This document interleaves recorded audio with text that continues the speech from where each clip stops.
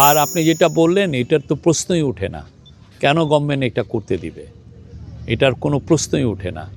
Government সর্বোচ্চ চেষ্টা করেছে, কিন্তু আনফর্চুনেটলি এটা খুবই ন্যাক্কারজনক ঘটনা ঘটেছে প্রথম আলো ডেইলি স্টারের অ্যাটাক। আমরা সেই অনুযায়ী আপনি দেখেছেন যে মোর দ্যান 30 জনেরও বেশি যারা যুক্ত, ওইখানে যাদের ছবি আমরা আইডেন্টিফাই করেছি, পুলিশ করেছে, সবাইকে অ্যারেস্ট করা হয়েছে এবং সবাইকে বিচারের আওতায় আনা হবে।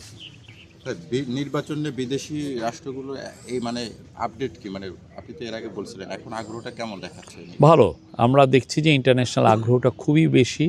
তারা দেখছে যে বাংলাদেশ একটা ডেমোক্রেটিক ট্রানজিশনের পর্যায়ে আছে এবং তারা আমাদের মতোই তারাও আশাবাদী যে বাংলাদেশে একটা স্মুথ ডেমোক্রেটিক ট্রানজিশন হবে, একটা সুন্দর ইলেকশন হবে, ফ্রি ফেয়ার পিসফুল ইলেকশন হবে।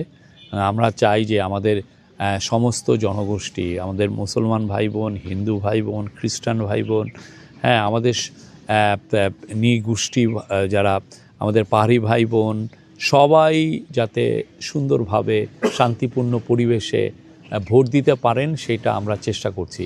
মাগুরে আমি এসে কথা বললাম এখানের অফিসিয়ালদের সাথে, তারা বললেন এখানে 301টি আসন আছে, 301টি আসনই এই মাসের মধ্যেই, আসন কি বলে 301টি কেন্দ্র আছে, এই 301টি কেন্দ্রের পুরো সবগুলোকেই সিসিটিভির আওতায় আনা হবে এই জানুয়ারি মাসের মধ্যে।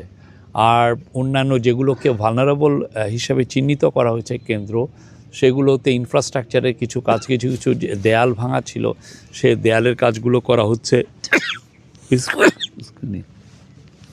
কিছু কিছু ক্ষেত্রে রাস্তাঘাট খারাপ ছিল, কেন্দ্রে যাওয়ার রাস্তাগুলো ঠিক করা হচ্ছে।